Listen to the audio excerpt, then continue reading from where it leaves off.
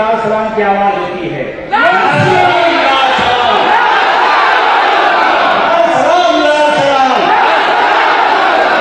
जिनके हाथ हम पर होने चाहिए। लाल सलाम, लाल सलाम, लाल सलाम, लाल सलाम, लाल सलाम, लाल सलाम। इंकलाब। वो असेंबली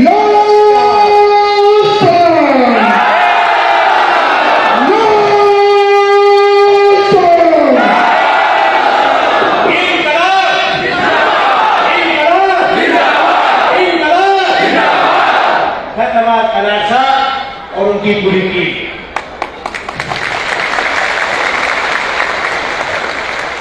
ये आपके विद्युत का फरमान था, मुझे आना पड़ा। मैं तो भी और 10 मिनट बैठता, थोड़ा समझता पूछता, क्योंकि कहानियां बड़ी देश में उल्टी पुल्टी चल रही हैं, तो थोड़ा समझता।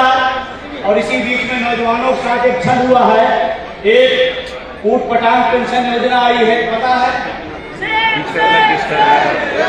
लाइव चल रहा है। मतलब जानते हैं मतलब ऊट पटांग पेंशन योजना। ये मैं नहीं कह रहा हूं, गांव में गया एक बार, तो गांव में एक दादी मिली हमको। उन्होंने कहा भैया जो आप पेंशन की लड़ाई में गए, आप जीत गए।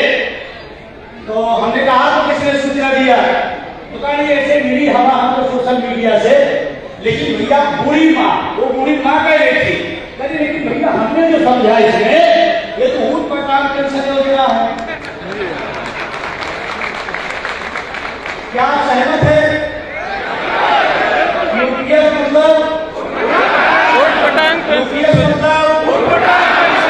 सहमत है? क्योंकि आप अगर सहमत हो रहे हैं, इसका मतलब इस हाल में कन्याकुमारी से काश्मीर तक लोग बैठे हैं, पूरा भारत सहमत हो रहा है। चलिए अब अपनी बात करता हूं। आप सबने हमें यहां पर बुलाया, इतना स्वागत और सम्मान दिया, उसके लिए मैं पूरी ऑल इंडिया कलाशा की टीम को मैं साधुवाद देता हूं, धन्यवाद देता हूं। उनके अध्यक्ष जी को, महासचिव जी को और उनकी पूरी टीम को, और खासकर अपने राउत साहब को, कि उन्होंने हमें आपको बीच में आने का मौका दिया।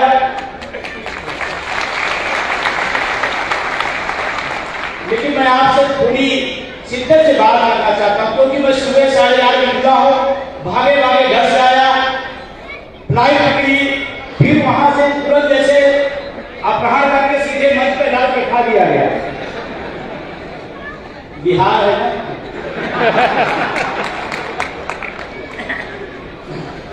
तो आपके बीच से ये चला आया हूं, लेकिन अगर आप अनुमति दें तो 10-15 मिनट बात हो सकती है, कोई दिक्कत तो नहीं, क्योंकि मंच का संचालक का अनुमति देना जरूरी है। 15 मिनट।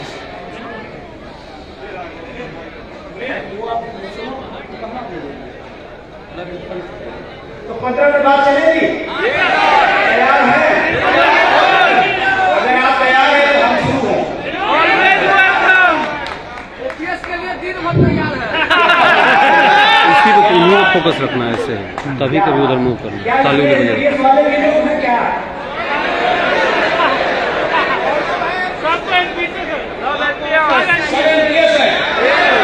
तब बात जमेगी और जमेगी। लेकिन मैं धन्यवाद दूंगा जो लोग ओपीएस में होते हुए इस कार्यक्रम में हैं और हमारी लड़ाई लड़ते उनको सुनना चाहता है।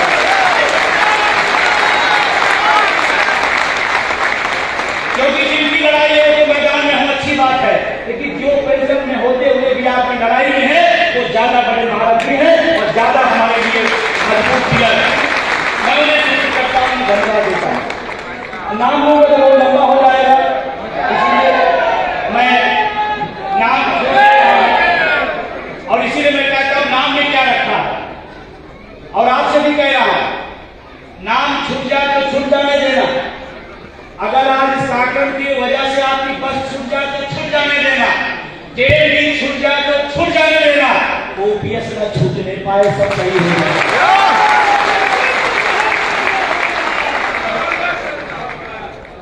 बुढ़ापे की लाठी नहीं छोड़ना है। और आज मुझे इस बात की खुशी हो रही है, राशन की को मैं कितनी बार धन्यवाद दूं। आज इसमें हमारी माँ शक्तियां बड़ी संख्या में आई हैं, बहुत सारे लोग परिवार से आए हैं, वो बहुत आभारी हैं कि हम सब बहुत शानदार निर्णय लिया कि परिवार के साथ बीच में आए। और जब लड़ाई बड़ी हो तो परिवार को साथ रखना पड़ेगा। अगर लड़ाई बड़ी है तो परिवार को साथ रखना क्योंकि जो लोग यहाँ पर व्यवस्था में पिछले कई दिनों से लगे रहे होंगे, जो संचालक मंडल होगा, जो व्यवस्था अधिकारी होंगे, अगर उनकी पत्नियां उनके बच्चे उनको सहयोग न करें तो ये इतनी बड़ी जमात को एक व्यवस्थित कार्यक्रम नहीं दे पाएंगे। इसमें परिवार का भी हाथ है। मैं मां शक्तियों को भी धन्यवाद दूंगा। लेकिन जब मां शक्तियों की बात आई है तो ताली टिकट पिटिक बच गई। एक बार सबसे बड़ी ताली अपनी मां शक्तियों की।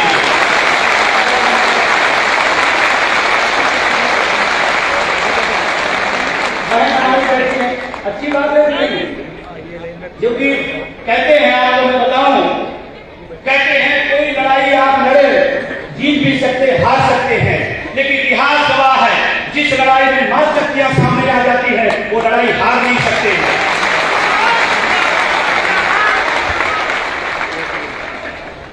अब आते हैं अपने मेन पॉइंट पर। इस चौकिशा में बीजीएम में आए हुए तमाम देश भर के कोने कोने से लोको पायलट साथियों का मैं स्वागत करता हूं, अभिनंदन करता हूं।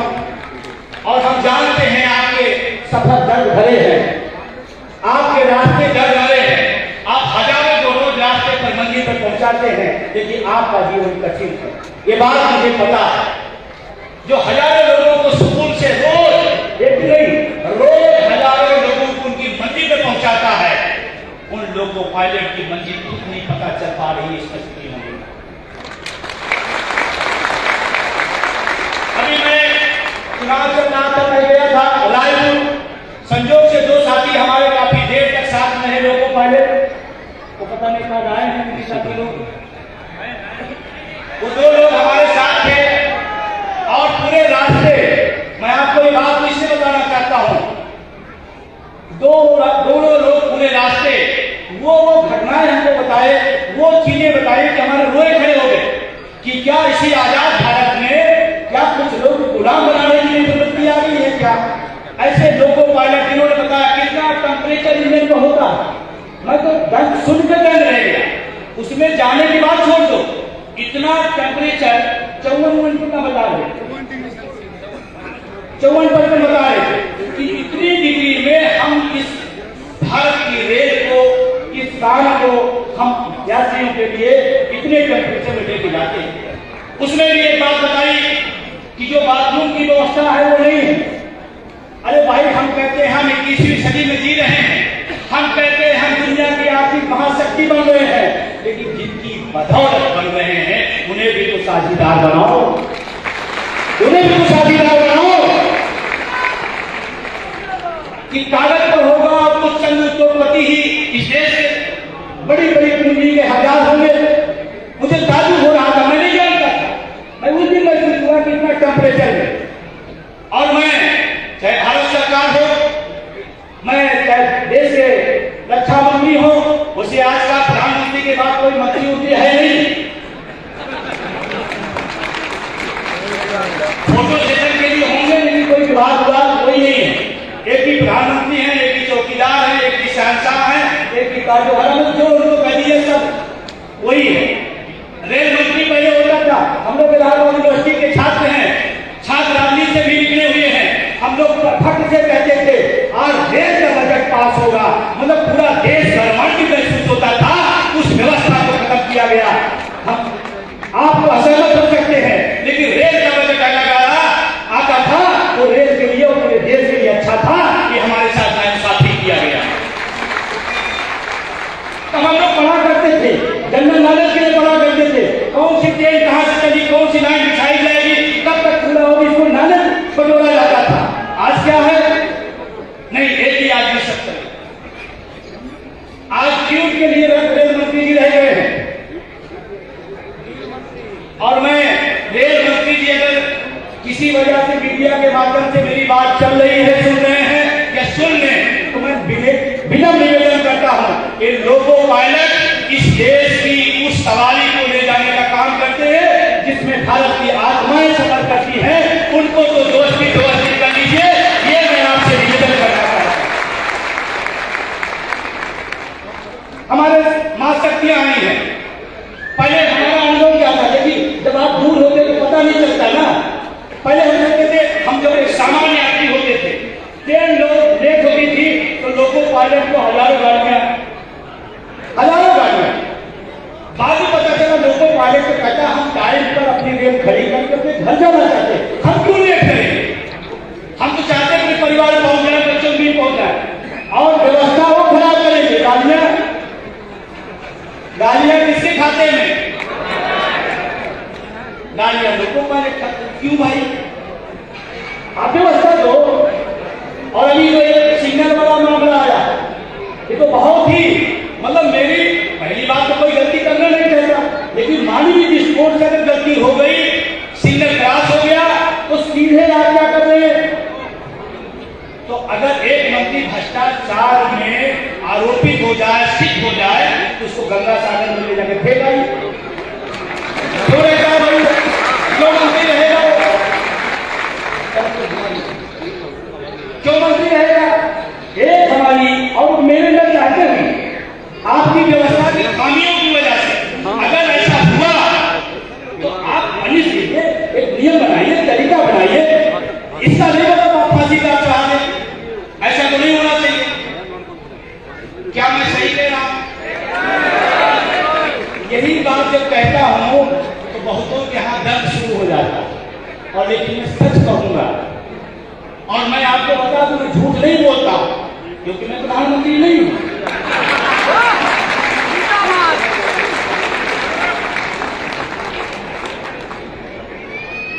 तो जिम्मा किसी और का नहीं।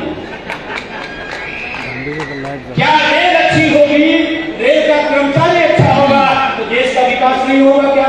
बिल्कुल होगा। क्या देश का विकास नहीं होगा क्या? और देश का विकास आप किसके पैमाने पर खड़ा करते हो? हमारी ही कार्यशैली पर, हमारे कर्मचारियों की कार्यपद्धति पर, उनके कर्तव्य निष्ठा पर आप रिपोर्ट कार्ड प्रस्तुत करते हो। क्या मंत्री जी आकर के जेल चलाते हैं क्या? हमारे ही कार्य की प्रशंसा आप लेते हो और भी मेरे ढंग को देते हो। भाइयों और बहनों, आप समझ रहे हैं? अच्छा, आप दूर से सिग्नल समझ जाते थे। तो हमारी कर्तव्य निष्ठा का प्रमाण पत्र आप लेकर घूमते हैं और जितनी डिमेरिट वो हमारे खाते देते हैं।